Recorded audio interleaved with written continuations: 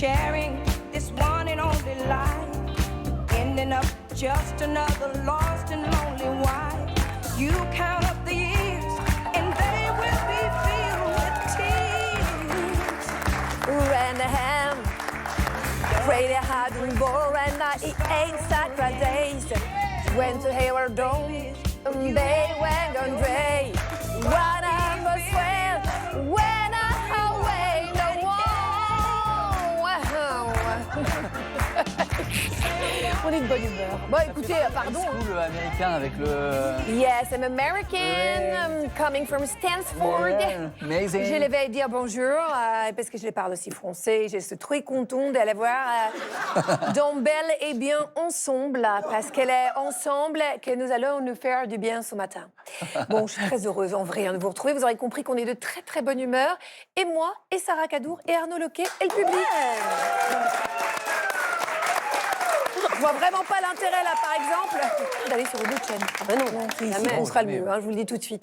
Notre dossier du jour, enfin 50 ans, les femmes prennent leur indépendance. La cinquantaine, c'est l'âge où on sait ce qu'on ne veut plus, non d'un chien galeux. C'est déjà une énorme avancée.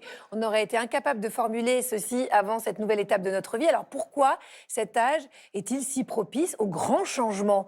C'est vrai, quoi. On n'a jamais été aussi heureuse et heureux. C'est ce qu'on va voir ensemble.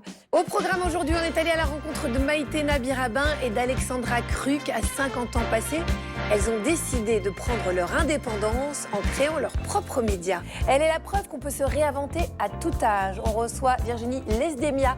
Depuis toujours, elle est choriste aux côtés des plus grandes stars. Elle a décidé à 51 ans de se lancer dans la chanson et d'assumer enfin sa propre voix. Et puis notre chorégraphe Nadine Timaz va venir nous prouver que la danse est un excellent moyen pour exprimer son potentiel et reprendre le pouvoir. Et puis bien sûr, il y aura Stan Gusman qui fera sauter tous nos complexes comme chaque jour. Tout de suite, pour parler de ces cinquantenaires qui ont soif de liberté et d'indépendance, j'ai invité la thérapeute de couple Cécilia Como.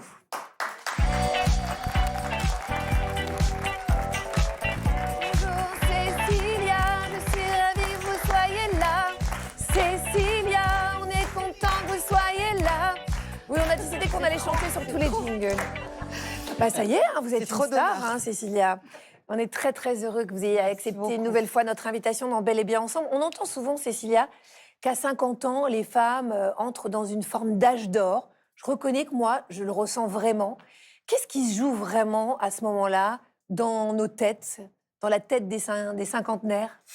C'est vrai que 50 ans, c'est souvent un moment de bascule chez les femmes. Alors, sûrement parce qu'elles ont porté avant beaucoup de responsabilités familiales, sociales, professionnelles, et qu'arrive ce moment, un petit peu de prise de conscience, où elles vont redéfinir leurs priorités déjà, et elles vont se recentrer sur elles-mêmes.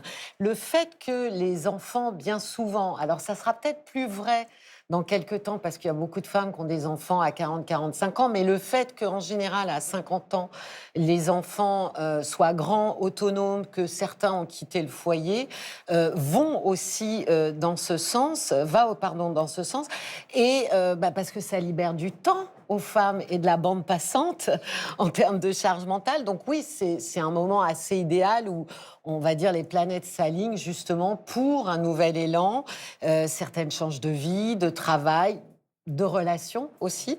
Mais je ne pense pas que ce soit une fin de cycle d'ailleurs, hein. Je pense qu'au contraire, c'est plutôt le début de quelque chose où elles sont vraiment alignées. Qui est le résultat de tout ce qu'on a construit avant aussi, en fait, mais avec un peu plus de liberté, vous le disiez, sauf pour moi, qui ai donc décidé de faire mes enfants très tard.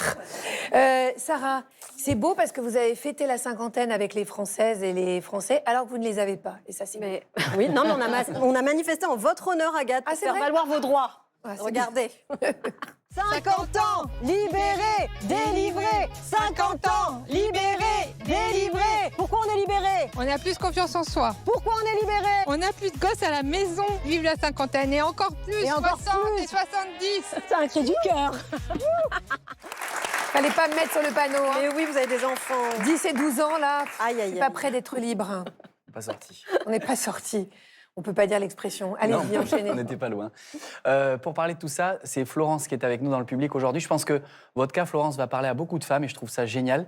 Vous avez divorcé peu après vos 50 ans et vous dites qu'après ça, c'est la nouvelle jeunesse qui s'est ouverte à vous. On a parlé avant l'émission, vous me disiez, vous aviez les yeux qui pétillaient quand on m'avait dit ça. Vous alliez au cinéma toute seule, des amis que vous n'aviez pas l'habitude d'aller voir en France. Ben maintenant, vous avez du temps pour vous, vous allez vous voyager pour aller les voir. Et ce qui est génial aussi, c'est que vous avez fait un reset sur votre maison. Et pour entamer justement cette nouvelle vie-là, vous avez fait les travaux vous-même, à votre goût. Donc c'est top parce que vous faites de vous une priorité et j'ai hâte que vous nous parliez de tout ça tout à l'heure.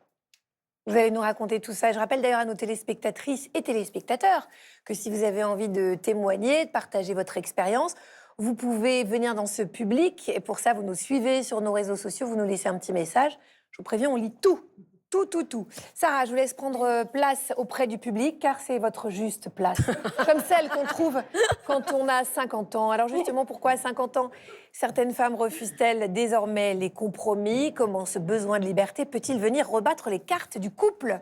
On répond à toutes ces questions que tout le monde se pose.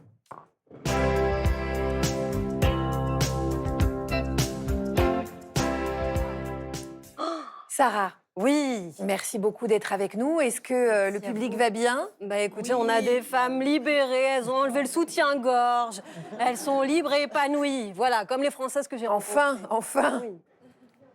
Vous estimez être indépendante? Pas suffisamment. Oui, depuis quelques temps. Les enfants sont grands, ma fille elle a fini ses études, elle travaille, maintenant je suis toute seule. Est-ce que ça vous fait peur d'être célibataire passé 50 ans? Je le suis, je suis très bien comme ça. Oui, ça me ferait peur. C'est mieux d'être en couple pour traverser les trucs de la vie. Il est comment notre pouvoir de séduction à 50 ans? Plus mature, on sait ce qu'on veut, on sait aussi ce qu'on ne veut pas. Mais si on a confiance en soi, notre pouvoir de séduction est amplifié. À quel âge pensez-vous avoir perdu un peu de votre indépendance? Au moment de la construction familiale, quoi. C'est pas un sacrifice parce que c'est du bonheur. À chaque rencontre amoureuse, parce que j'ai voulu être caméléon. Est-ce que vous accordez, vous, assez de temps personnel? Moi, je me dis même que j'ai trop de temps personnel, comme on dit aujourd'hui. Je fais beaucoup de sorties avec 2 amis qui me sont proches, qui m'emmènent, qui m'entraînent. Vous allez mater? Pour moi, c'est de la danse historique. Et tout ça en costume d'époque, avec une robe Marie-Antoinette, une perruque comme ça. Waouh! J'adore. J'ai envie d'avoir 50 ans.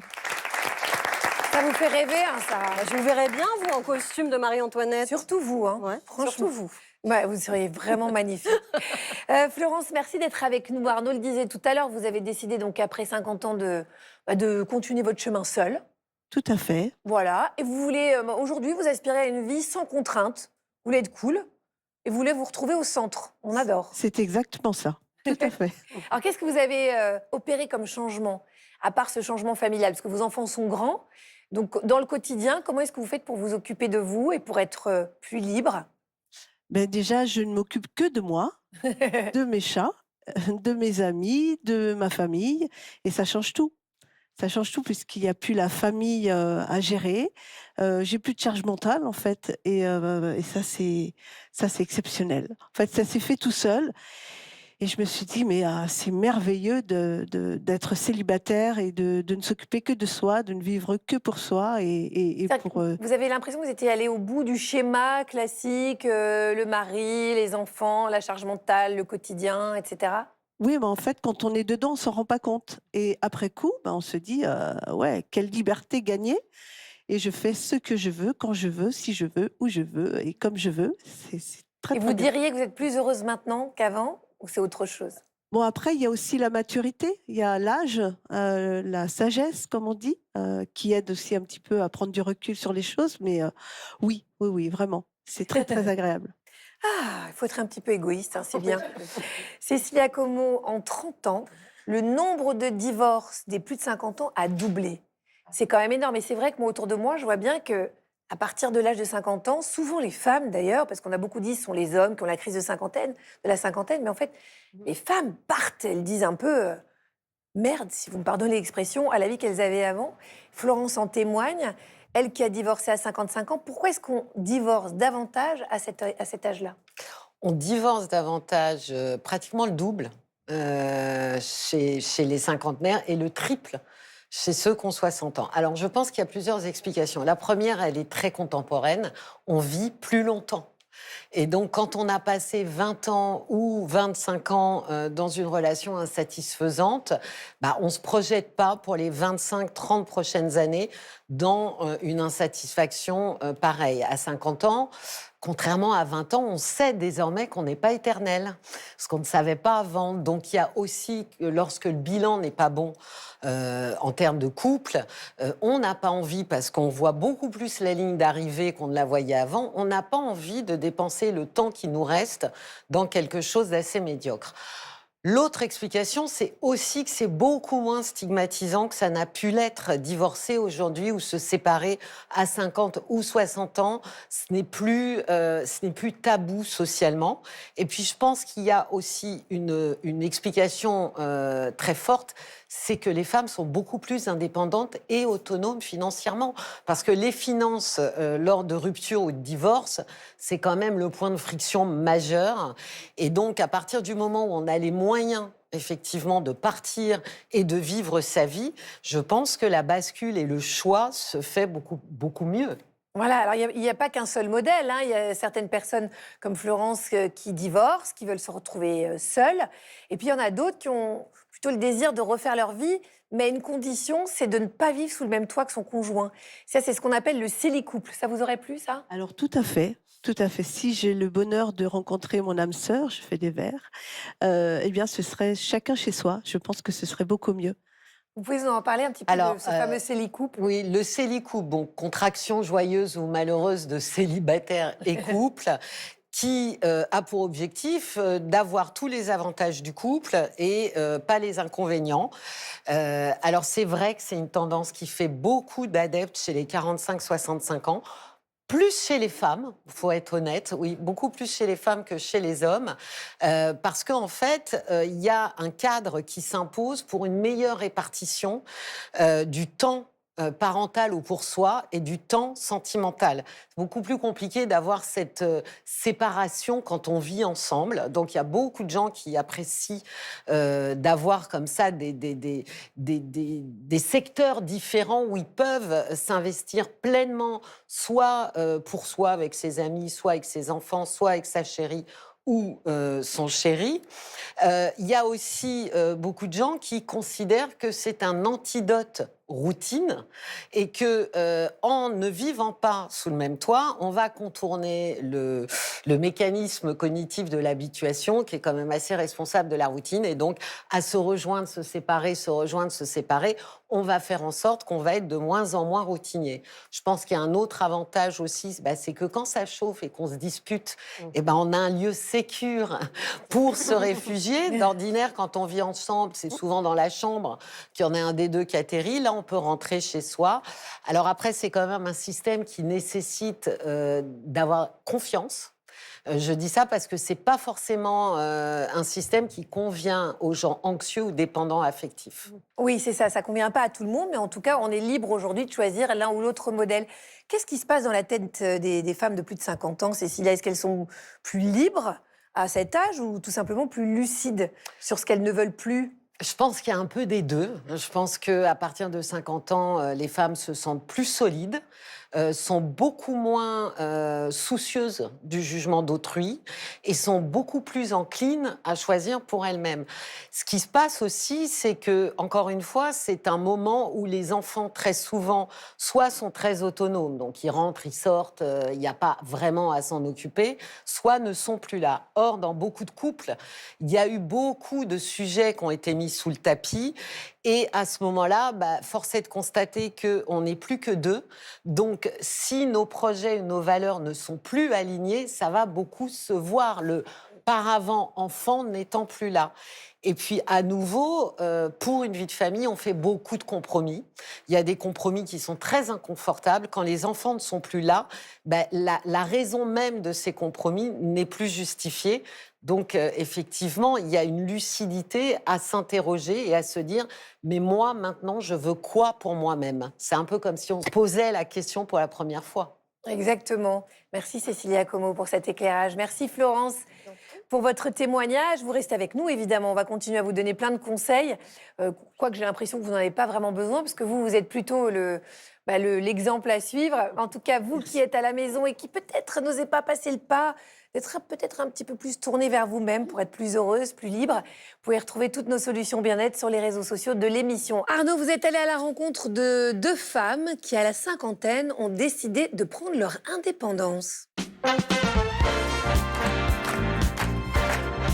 Ouais, et s'il y en a bien 2 qui ont décidé de prendre leur indépendance, et elles ont tellement bien fait, c'est Maïtena Biraben et Alexandra Kruk. Elles l'ont fait à un âge où beaucoup pensent qu'il faudrait ralentir, et elles ont fait exactement l'inverse en créant leur propre média. Ça s'appelle Mesdames Média. Marie les a suivies dans leur bureau et studio d'enregistrement. Bonjour, bienvenue chez Mesdames. Entrez, entrez. Je vous fais faire le tour du propriétaire. Allez. On est ici depuis quelques jours, donc en avant-première. Vous êtes là. Oh, bah voilà. Dorothée, notre chef d'édition. Quel âge t'as, Dorothée? 55 dans une semaine. Voilà, Dorothée qui est en charge de tout nos montages. Venez voir le studio de Mesdames, le tout nouveau studio de Mesdames. Caroline Coldefy, notre rédactrice en chef. Quel âge tu as, Caroline? On commence toujours par l'âge. 65. Et pourquoi vous commencez toujours par l'âge alors? Donne l'âge aussi pour montrer que même à 65 ans, tout va bien, quoi. Il n'y a pas besoin de se cacher d'avoir 65 ans. Allez, venez, je vous amène dans les bureaux de Maïtena et moi. Je peux rentrer?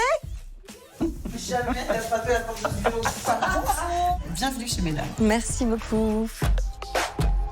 À 50 ans passés, Alexandra et Maïtena ont fait le pari de monter leur propre média numérique, libre et indépendant, Mesdames Média. Un projet audacieux né d'un désir, celui de donner la parole aux femmes de plus de 45 ans. Sur Mesdames, vous trouverez des témoignages forts de femmes célèbres, de femmes moins célèbres, mais aussi de conseils pratiques du quotidien, sans tabou, sans filtre, mais avec toujours beaucoup d'humour. Mais ça en tombe, je ne suis plus obligée. À partir de 45 ans, tu es considéré senior. Et on va te parler de 45 à 85 de la même manière. Ça n'a aucun sens. À quel âge on est vieille? Je ne sais pas, moi. Mais moi, je me sens pas vieille. Pourtant, dans un an, j'ai 60 ans. Donc, c'est pour ça qu'on le fait, le média. C'est pour raconter qui on est. Les mesdames, si vous avez une question, on a une thématique aujourd'hui, on a 1 heure pour ça, et évidemment c'est vos questions qu'on va traiter. Retrouver un travail après 45 ans, comment mettre toutes les chances de notre côté. Vous connaissez l'agisme, vous connaissez le fait d'envoyer plein de candidatures et d'avoir 0 retour, le ghosting. Ça c'est généralisé sur toutes les générations, mais alors quand tu passes 45 ans, c'est un peu ton quotidien. Et pourquoi c'est important de parler de carrière après 45 ans? C'est le sujet où le récit est que négatif, alors qu'on a plein de choses à promouvoir. C'est exactement ce qu'on dit sur tous les sujets chez Mesdames, en fait. Il y a un regard à porter sur nous qui doit changer. C'était d'abord une idée de télé qui a été refusée par les chaînes. Parce qu'on vous répondait quoi? Les chaînes vous disaient quoi, finalement? Que des femmes vieilles. Et on ne s'est pas trompé, d'abord parce que, évidemment, qu'on est plus forte quand on monte une boîte à 50 ans. On a acquis énormément d'expérience, on a un réseau absolument dingue. Il y a plein de choses qu'on maîtrise et c'est pas du tout la même à 20 ans, 30 ans. On s'est lancé le 2 mai 2024. Le premier jour, on avait 1000 abonnés. 3 semaines après, on en avait 100 000. Et aujourd'hui, on a plus d'1,2 million d'abonnés. C'est extraordinaire. On était 2 quand on s'est lancé, on est 14 aujourd'hui. Et on a des femmes qui ont l'âge de notre audience, qui s'adressent à notre communauté de femmes en transmettant ce qu'elles ont appris, ce que la vie leur a appris, leur savoir, de façon totalement simple. Pour augmenter vos revenus à la retraite, il y a plein de solutions et je vais vous les donner. On est allé sur des sujets autres que justement bien vieillir, rester jeune, etc. On a d'abord voulu parler d'émancipation financière, on a voulu parler aussi d'éducation sexuelle, évidemment de ménopause. Qu'est-ce que c'est la ménopause? Méno, c'est les règles, pause, c'est l'arrêt. On n'est pas militante, on est engagée. Ici, c'est un endroit, mesdames, où quand les femmes arrivent, elles savent que c'est entre nous, c'est bienveillant sur les femmes, on n'est pas dans la compétition. Et donc, tout d'un coup, une femme s'assoit sur ce canapé avec une autre femme et on parle des femmes. Il y a autant de récits qu'il y a de femmes, en fait. À chaque fois que j'interviewe une femme, j'entends encore une musique que j'avais encore jamais entendue. C'est très riche. Enfin, on voit des femmes qui parlent de leur âge, qui racontent leur expérience, qui parlent qui parlent d'elles en vrai. On reçoit tous les jours des messages de femmes qui nous disent merci d'être là. Grâce à vous, je relève la tête. On est arrivés et elles nous attendaient. Parce que personne ne s'adressait à elles, en fait. On sait qu'on fait du bien aux femmes qui nous regardent, mais on sait qu'on s'en fait à nous aussi. Elles nous font vachement bien, ces deux femmes de poigne, et on comprend que le cap des 50 ans avec elles, il est synonyme de nouveau départ, de plus de liberté, et on l'a vu ici, de beaucoup plus d'audace. Et comme elles ne sont pas à un défi près, elles ont décidé de monter sur scène avec toute leur équipe pour un spectacle qui est intitulé « Mesdames en vrai », et courez le voir, c'est bientôt, c'est à l'automne prochain. Merci beaucoup Arnaud. Alors lui, il a l'art et la manière de nous faire déculpabiliser. C'est Stan Gusman qu'on accueille tout de suite. Ah je l'aime mon jeu, je l'aime. Agathe joue à question pour un gros con. Ok. Vous devez trouver l'imbécile à qui l'on doit cette citation. Ok. Je préfère le corps des femmes jeunes, c'est tout, point. Un corps de femme de 25 ans, c'est extraordinaire. Le corps d'une femme de 50 ans n'est pas extraordinaire du tout. Je suis. Yann Moix. Eh oui, bravo. Mais oui, mon Il s'agit chou. de l'écrivain Inoubliable. Yann Moix. C'est terrible, Agathe. Vous vous rendez compte de la gravité de cette déclaration? Vous ne pourrez jamais coucher avec Yann Moix. Non, ne me dites pas ça. Je suis désolé. Sarah, il te reste encore quelques années, mais faut pas tarder. J'en veux pas. Vraiment, tic-tac, tic-tac. Alors, j'ai voulu comprendre pourquoi certains mecs pensent encore ainsi en 2026. Perso, quand je vois Flavie Flamand qui affiche fièrement sa pleine lune à 50 ans sur les réseaux, je me dis, ça peut pas être une affaire de beauté. En fait, je crois que ces mecs-là ont peur de vous, mesdames. Bah oui, à 50 ans, on est indépendante, plus sûre de soi. On sait ce qu'on veut et surtout ce qu'on ne veut plus. On a gagné en assurance et on est difficilement manipulable. La virilité de ces messieurs ne le supporterait pas. Manquerait plus que vous ayez un avis contradictoire tant qu'on y est. Alors qu'avec une femme de 25 ans, les sbroufs, ça peut encore faire mouche. Et pour peu qu'on ait l'esprit tordu, on peut même la mettre sous emprise. Je suis sûr que cette perspective doit leur plaire. Et puis disons-le, avec des femmes plus jeunes, ces hommes d'un ancien temps gardent le charme de la carte bleue. Ah oui, c'est important pour eux, c'est-à-dire qu'ils ne peuvent pas tout miser sur leur... Non, c'est pas bien. Non, pas d'attaque sur le physique. Désolé, j'ai fait comme eux. Je me sens débile. Bref, ce que je voulais dire, c'est qu'à 50 ans, les femmes ont testé, donc elles trient. Elles ont donné, donc elles choisissent. On a beau leur citer du Nabokov ou du Kundera pour imposer sa vision de l'amour, elles ne sont plus dupes. En fait, ces hommes, qui méprisent la beauté des quinquas, sont les vestiges d'un ancien temps où la femme docile était soumise à la volonté de son mari. Sans doute que ce schéma fonctionne encore chez certaines jeunes femmes en construction. Messieurs, si vous êtes comme ça, je vous le dis, vous vieillissiez bien plus mal que les sublimes fesses d'Agathe. Et au passage, vous savez pas ce que vous ratez, les amis. Moi, je sais. Écoutez, pour une fois qu'il me fait un compliment, je ne vais pas dire que c'est pas vrai, parce que là, c'est bien la première fois depuis 6 ans que je le connais. Merci à Stan. Elle a failli croire qu'à 50 ans, tout s'arrêtait, qu'on devenait invisible. Et puis, elle a choisi de faire exactement l'inverse, de prendre toute la lumière. On va accueillir tout de suite Virginie Lesdemia, qui vient nous raconter sa fabuleuse histoire.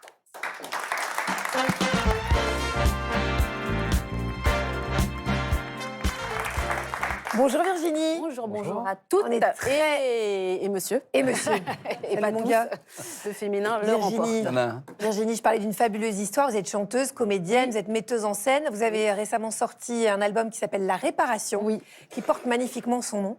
Sous votre nom d'artiste, Virginie et les femmes canons. Oui. Il faut dire que c'est assez cohérent quand on vous regarde.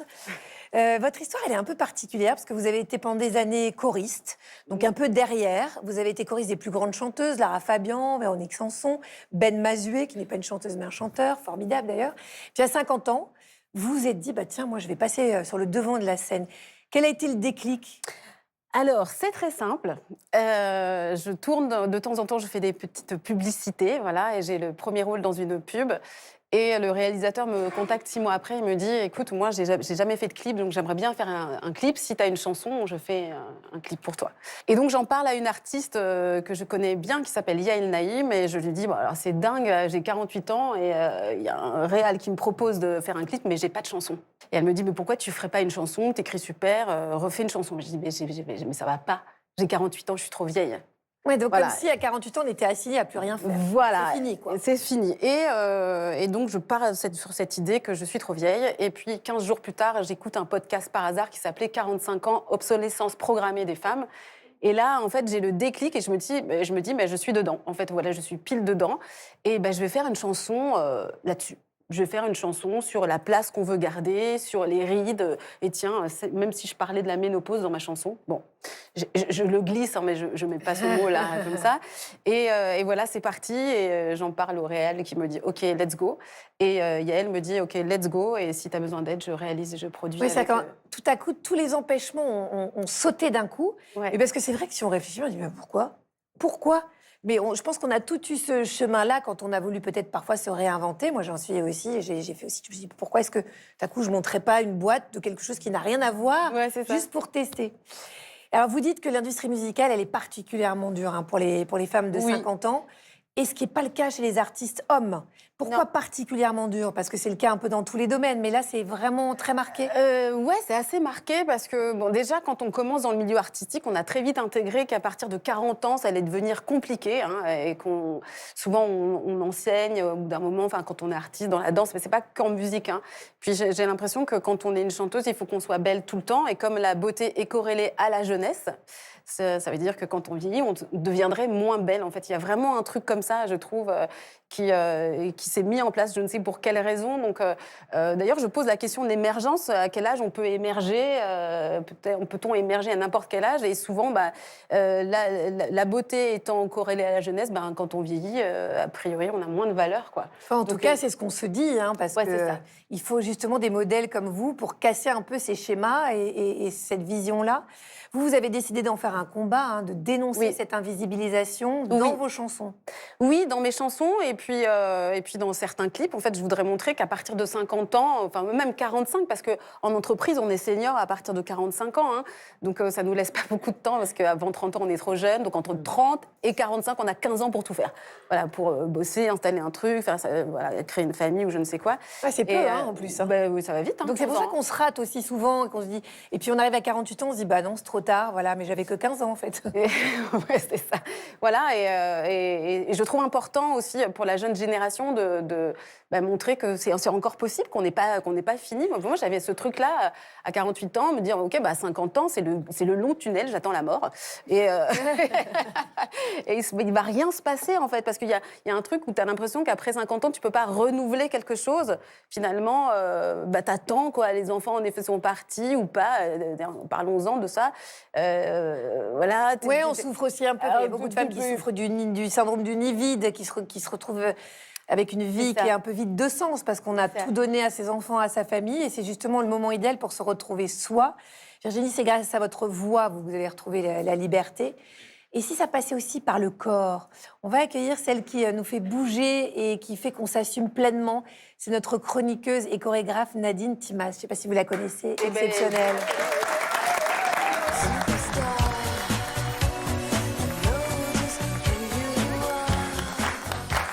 Quand on voit Nadine, on est obligé de danser. Nadine Timas. Donc ce matin, on a énormément parlé de ce désir d'indépendance qu'on a toutes, hein, on a envie de liberté, c'est normal. Et il arrive à la cinquantaine. Alors la danse, c'est une façon qui est quand même très concrète de se réapproprier son corps, de reprendre confiance, de reprendre le pouvoir aussi. Donc vous avez préparé une chorégraphie. Ouais, une petite choré.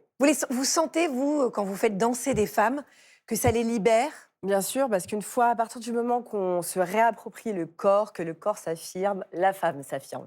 Elles ne se rendent pas compte, mais moi, je vois beaucoup dans les cours. Ça aide. Donc, ça marche. Donc, vous savez ce que vous allez faire? Vous qui êtes devant votre écran, vous vous levez, parce que déjà, il faut se mettre en mouvement, et vous poussez les meubles, vous dansez. Moi, je vous regarde quand même, parce que c'est pour pas gâcher. Parce que c'est... Je vais essayer. Non, on est sur quand même... On est sur un empêchement. Donc, je vous laisse. Sarah, venez. Allez, Sarah, remplacez-moi. Je vais être à la hauteur. Faites-nous votre meilleure choré. Mais oui. Je me mets un petit peu devant vous, comme ça, vous me voyez. Donc, on va déhancher à droite. 1, 2, 3, 4. On va faire la même chose à gauche. 5, 6, 7, 8. Là, on va lever le bras, point levé vers le haut. Juste une pause. On regarde bien devant soi. On inverse. Sur la gauche, on ramène la main sur le front. Et là, on va marcher 3 pas. 1, 2, 3, on s'arrête et on va tourner vers la droite. Stop. La même chose à gauche. Stop. Et on repart vers l'arrière. Marche, c'est ça. Petite posture, petite pause. On va se tourner vers la caméra et on va faire un petit clin d'œil. Oh là là, ça me paraît très bien. Je vous regarde. Ça va? Allez, alors en musique, c'est parti. Allez, posture, on s'affirme. On regarde devant soi. 5, 6, c'est parti. Et 1, 2, 3, côté, le bras, la main. Attention à marcher. Côté, le côté. On part. Regard caméra, clin d'œil, petite pause. Une autre pause, pas de caméra. Voilà, voilà. Merci Nadine. Merci Nadine. Alors moi, par exemple, il me faut un mois et demi pour retenir une petite chorégraphie comme ça. Minimum. C'est ça que vous avez vu que je me mouille plus. C'est fini au début de la saison. J'ai fait un peu genre et tout. Et puis j'ai reçu du courrier et on m'a dit arrête, ça sert à rien. Des propositions de tournée. Oui, non, Bien des sûr. propositions d'éteindre la télé. Virginie Lesdemia, donc vous l'avez vécu dans votre parcours, cette invisibilisation. Qu'est-ce qu'elle a comme impact sur l'estime de soi, sur la confiance en soi? Vous, ça vous a beaucoup atteinte? Non, ça m'a pas beaucoup atteinte, mais quand même, j'avais intégré le fait que qu'on ne voulait plus de moi, quoi. C'est-à-dire, j'avais arrêté de faire des plateaux télé, on nous appelle moins, donc ça pose question. Qu'est-ce que je vais faire? Comment je me réinvente? J'ai pas terminé parce que moi j'ai l'intention de vivre jusqu'à 100 ans. Oui. Alors, tu vois, donc il me faut encore des projets, et je pense que les projets sont le meilleur des antirides. Mais vous n'avez pas pour autant remis en question votre valeur propre. C'est juste, vous êtes expliqué le fait qu'on vous appelle moi par l'âge. C'est induit en fait qu'à partir de 50 ans, ben voilà, on est moins, on serait moins attirante, on est un peu fané, on est un peu comme ça, on est un peu ménopausée, donc ça s'écroule. On est un peu suante, on a oui, des il y a un truc poils. comme ça. Oui, voilà, il y a un truc un peu de... En fait, on n'arrive pas trop à négocier, parce que les femmes de 50 ans maintenant ne sont pas les femmes de 50 ans de l'époque de ma maman, par exemple. Alors, il faut bien qu'on fasse des choses. On ne peut pas nous mettre de côté comme ça, et qu'est-ce qu'on fait, nous, jusqu'à 100 ans? C'est vrai que, Cécilia, c'est intéressant, ça. C'est vrai que ce que dit notre invité, c'est que la femme de 50 ans aujourd'hui, on dit souvent le 50, c'est le nouveau 30, mais c'est vrai quand on les Ouais, regarde. mais je crois que c'est ça, c'est qu'on n'a pas du tout intégré qu'une femme de 50 ans aujourd'hui n'est pas du tout une femme de 50 ans dans les années 80 Oui, ou c'est ça. 70. Il y a vraiment quelque chose Et il suffit de regarder les photos de nos grands-mères, d'ailleurs. Oui. Mais je pense que ça va venir, c'est-à-dire que petit à petit, les gens vont comprendre et vont le vivre. Je pense que toutes les cinquantenaires qui finalement passent par là et se disent « moi, j'ai rien à voir avec ma grand-mère quand elle avait 50 ans », vont être aussi celles qui transmettent aux autres. Quand nos enfants nous regardent, et ils sont grands, ils sont les premiers à se rendre compte « bah ouais, finalement, 50 ans, c'est bien, puis 60 ans, pas mal ». Donc je pense que ce que nous, on a vu va être très différent de ce que les jeunes générations voient en nous regardant. Voilà, exactement. Sarah. Oui, j'ai Agathe qui a une question. Oui, j'avais une question. Je voulais savoir, en fait, pourquoi une femme, passée 50 ans, quand elle change de vie, comme on a pu le voir là juste avant, est souvent jugée égoïste, alors qu'un homme, on n'a pas du tout le même ressenti, on le laisse vivre sa vie quelque part. Bon, je pense que ça tient surtout au fait quand les femmes sont vues comme égoïstes parce qu'elles décident de se séparer. Je pense que c'est surtout l'entourage, et ça concerne des femmes qui finalement décident de ne plus se définir par rapport aux besoins des autres. Donc c'est très souvent des femmes qui l'ont fait, beaucoup, qui ont été un peu étiquetées. Comme quelqu'un qui s'occupe des autres, rend service, et comme toujours, comme on est très gentil et très sympa, quand on décide de dire non, ça surprend tout le monde. Donc je pense que c'est le vocable égoïste est plutôt de cette manière-là. Je vais vous dire, il n'y a absolument rien d'égoïste à s'intéresser à soi. Au contraire, ça fait quand même partie de notre construction. Et surtout, ce qui est assez drôle, c'est que les gens qui se posent cette question très souvent ne sont pas égoïstes parce que les vrais égoïstes ne se posent jamais cette question. Ça, c'est très, très juste, ce que vous venez de dire. On l'a un peu évoqué avec Virginie. À 50 ans, il y a aussi les changements hormonaux. Ah bon? Oui, mais bien sûr. Dieu merci, ça ne touche pas tout le monde et nous sommes tranquilles à ce niveau-là. Si à moi échappé. Non, là, il y a la préménopause, il y a la ménopause. Donc, il y a tout ça aussi qui vient intervenir dans des réflexions propres à cet âge-là. Mais c'est un sujet qui est de moins en moins tabou, mais qui constitue forcément encore une véritable inégalité entre les hommes et les femmes, souvent par méconnaissance d'ailleurs. Sarah, vous avez interrogé les Français. Mais oui. Et je crois que c'est très parlant. Ben c'est ça, on l'a vu et revu cette vidéo, mais je m'en lasse pas. Regardez. Est-ce que vous savez ce qu'est la ménopause? Ça se transmet sexuellement. À votre avis, à quel âge elle commence la ménopause? Plus jeune, genre juste vers 16 ans, 18 ans. Est-ce que c'est un sujet qui a déjà été abordé à la maison? C'est pas un sujet de conversation qu'on va déballer en famille. Je sais pas si ma sœur elle l'a, je sais pas. Non. Pas du tout.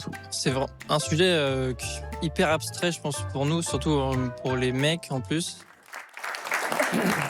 Ah là là, Cécilia, pourquoi cette méconnaissance encore? C'est pas un sujet dont il faudrait quand même parler un peu plus, ne serait-ce que dans les écoles, quoi. J'allais vous le dire, ces jeunes gens sortent d'école et je pense que à aucun moment en SVT, sciences de la vie et de la nature, n'a été vraiment abordé ce qui se passe sur le sujet de la ménopause. Alors après, on peut quand même se réjouir, les hommes ne sont pas exempts de tout problème. Oui, ils ont aussi des petits problèmes. Voilà, quand ils vieillissent, il y a des choses qui sont plus compliquées pour eux. On érige un peu moins, peut-être. Mais oui, je pense que ça a été longtemps tabou parce que c'est un signe, effectivement, de vieillissement. Ouais. Je pense qu'encore une fois, aujourd'hui, quand on voit des femmes qui sont ménopausées, qui sont en pleine forme, qui ont plein de projets, petit à petit, ces générations vont changer d'avis. Virginie? Je suis complètement ménopausée. Je suis complètement en pleine forme. Et d'ailleurs, on parlait de corps, de danse et tout ça. Moi, j'ai repris le sport, donc je fais 3 séances par semaine. Et pas pour avoir... Enfin, si... Je ne vais pas mentir, pour avoir être gaulé un peu canon. Mais c'est surtout qu'il faut faire du muscle, en fait, parce qu'on perd vachement de muscles. C'est important pour la reprise de son pouvoir, d'aimer ce qu'on voit aussi dans le miroir pour nous, en fait. Hein. Ouais. C'est ça qui est important, qui fait partie aussi de la reprise de la confiance en soi. C'est ça aussi, c'est important. Mais pourquoi, à votre avis, on continue d'associer sa propre valeur à la jeunesse?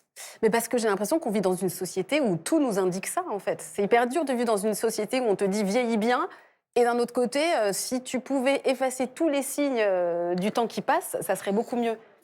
Oui, à la sagesse, à l'expérience. Bon, on le dit, mais c'est vrai que c'est pas encore intégré. Hein. Cher Arnaud, ça serait pas l'heure de votre happy thérapie, mon chou? Dans le mille. Parce que là, vous avez vu, il n'est pas intervenu, c'est un peu mal. Et pourtant, c'est bientôt l'andropause. Mais croyez-moi, j'écoute. Hein.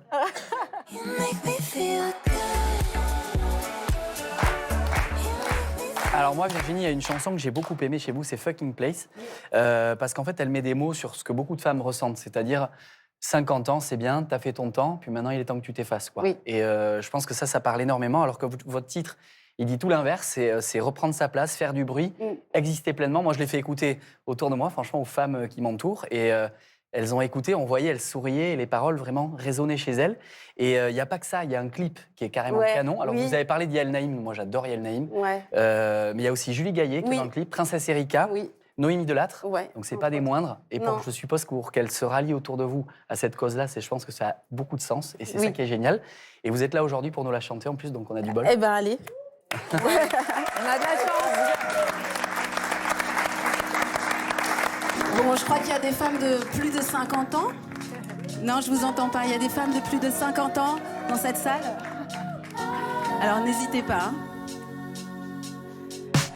Regarde-moi, qu'est-ce que tu vois pour vouloir mettre à l'écart, à l'abri des regards, les traces du temps qui passe.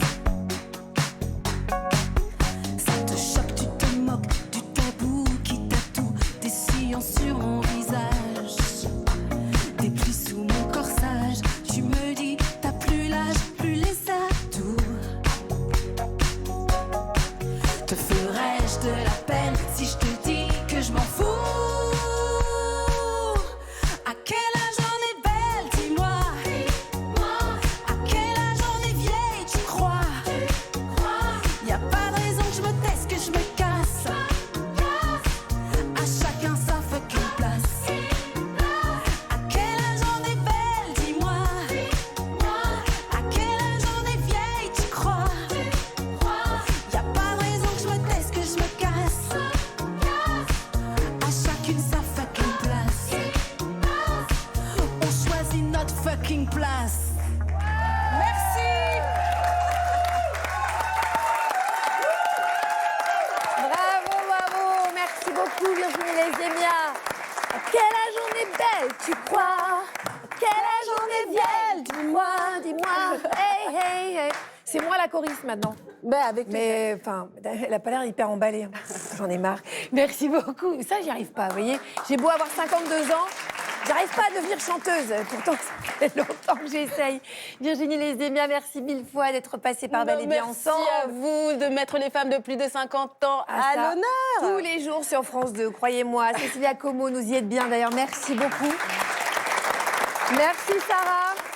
Ah, tu verras, Sarah. Ça me donne espoir. Voilà, ça lui donne espoir, mais elle a encore le temps. Petite jeunette. Quant à Arnaud, l'andropause est à votre porte. Oui, je me venge un peu. Merci au public. Bel et Bien Ensemble, c'est fini pour aujourd'hui. À demain dans l'hebdo avec Ali Rebéi. Bye.